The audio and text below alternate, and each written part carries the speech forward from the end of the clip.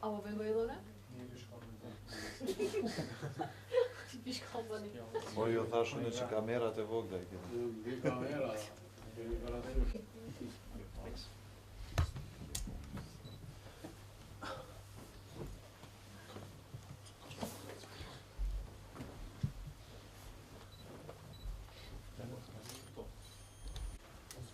Kolegë të nderuar,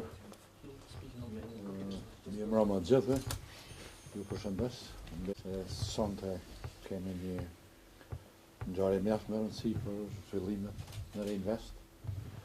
Në vijim të një partneriteti afatgjatë që kemi me Institutin për Studime Ekonomike Ndërkombëtare të Vienës, duke filluar që nga viti 1999, vjesht vitin 1999 ka filluar një projekt përbashkët, i cili është botu, mandej kemi bashkëpunuar me dërgu student në rrjetin GDN, pastaj edhe në shumë konferenca të Riinvestit të Vienës ka pas pjesëmarrje të hulumtuesve dhe të ekspertëve tonë.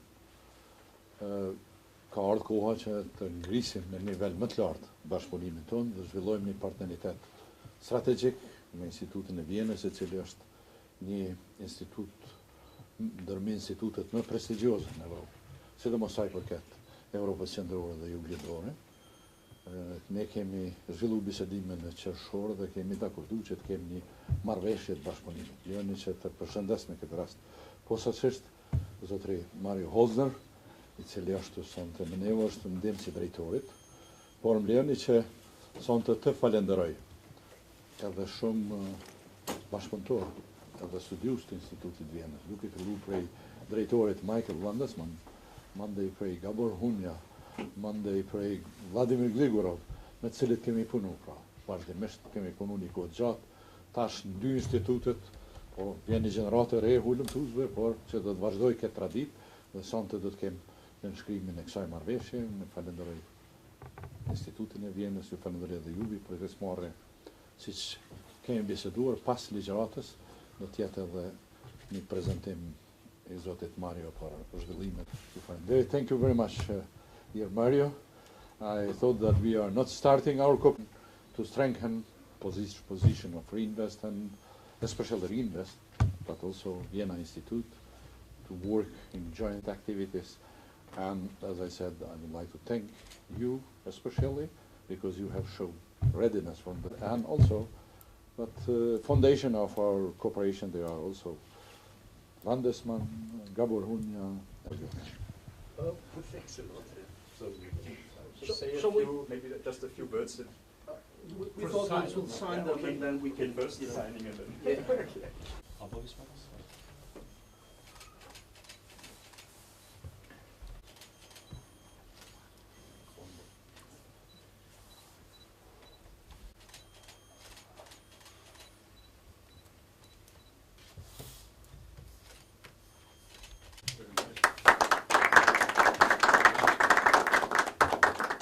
Just to say also a few words, when I started to work at the Vienna Institute, and that is some 17 years ago, there was a big project for which I came there. It was within this global development network on Southeast Europe, and we had research competitions, and we had our own research, and we were already there starting to develop connections also with the Riinvest Institute, and since then, every now and then, we have already cooperation. So indeed, the signing of this memorandum of cooperation, understanding cooperation, is just formalizing cooperation that is already ongoing for a very long time, and we are very happy to have friends here, and many colleagues also from you came to our institute already, so there is I would say a fruitful cooperation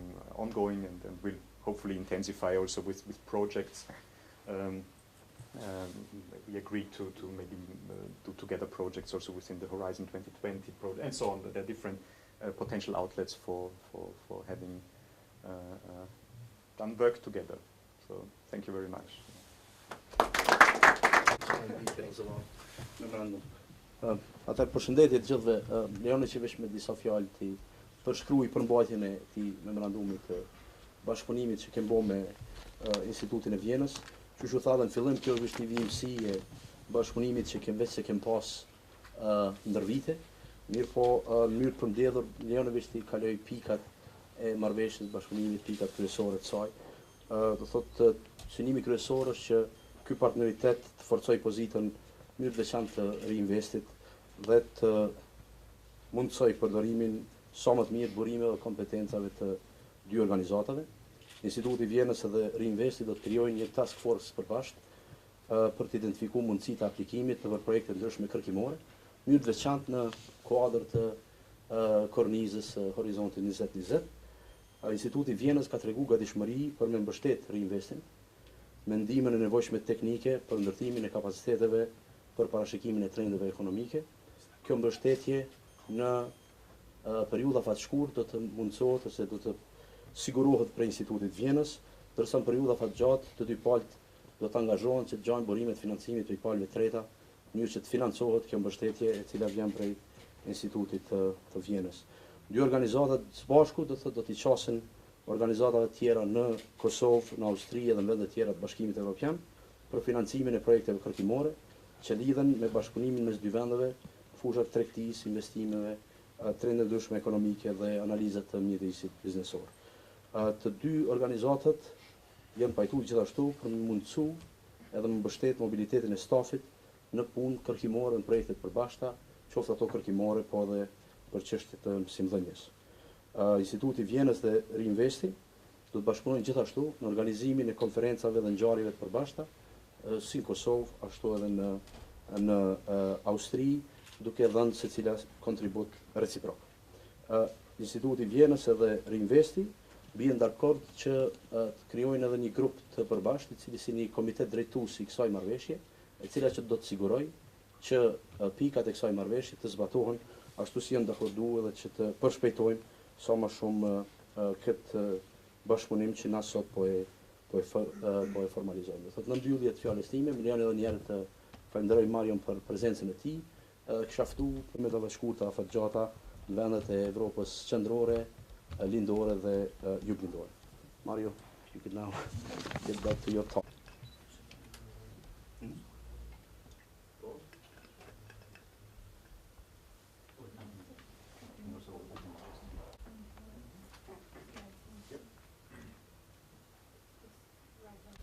First, our forecast. We produce 3 times per year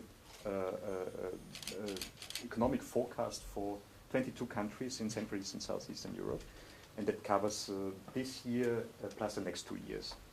Say about some medium-term problem of the wider region related to Brexit, and then some long-term convergent challenges, which I personally am much more interested than this short-term stuff, but it might be interesting to think how things develop in different time periods.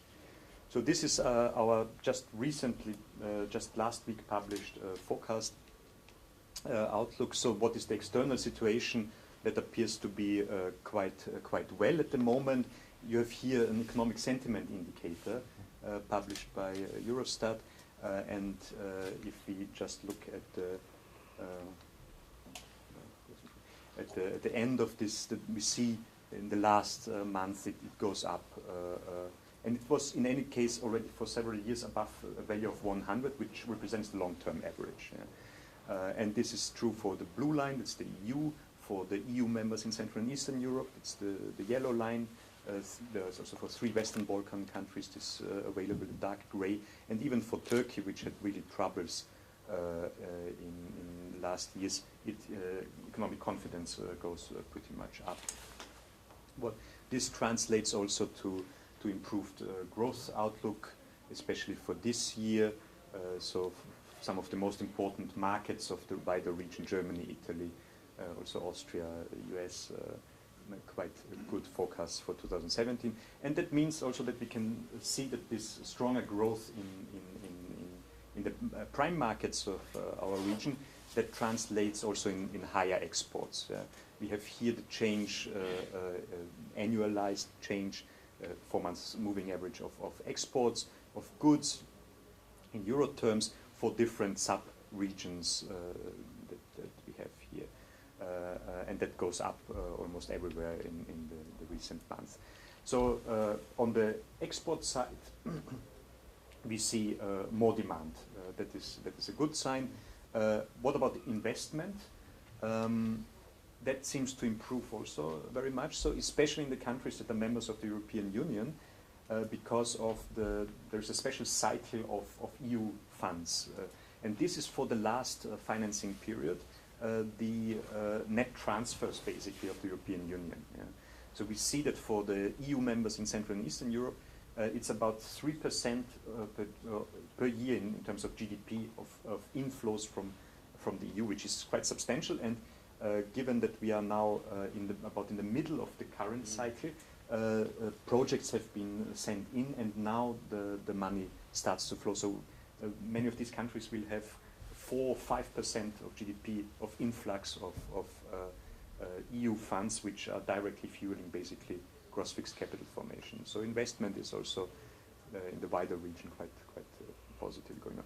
Another issue is the low oil price compared obviously to some years ago. That helps those countries that import oil.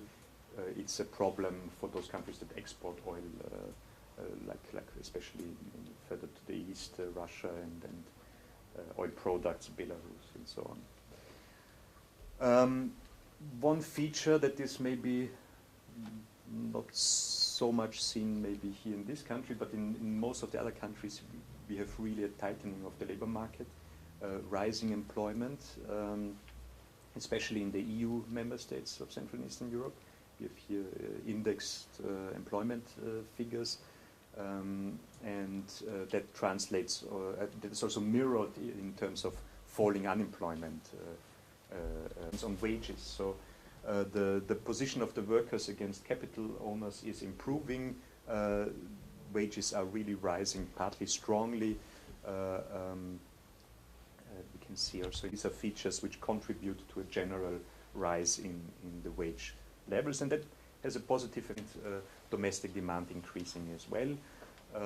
And the hope is that this will be a virtuous circle. It's interesting to look also at the cost competitiveness in terms of here the indicator is unit labor costs, and Austria is 100 next to Austria, and we see that there's still quite some room in level terms. In unit labor issue, so there is cost competitiveness, and there is also still some increase in the period, so there will be no cost competitiveness. This is a quarterly GDP growth rate, so they are also mostly in the positive. The yellow bits are household final consumption contribution, and the blue the gross fixed capital formation. So these are the two elements that are really diverse picture, and we have also some political turmoil which caused problems for this year, for instance in Macedonia.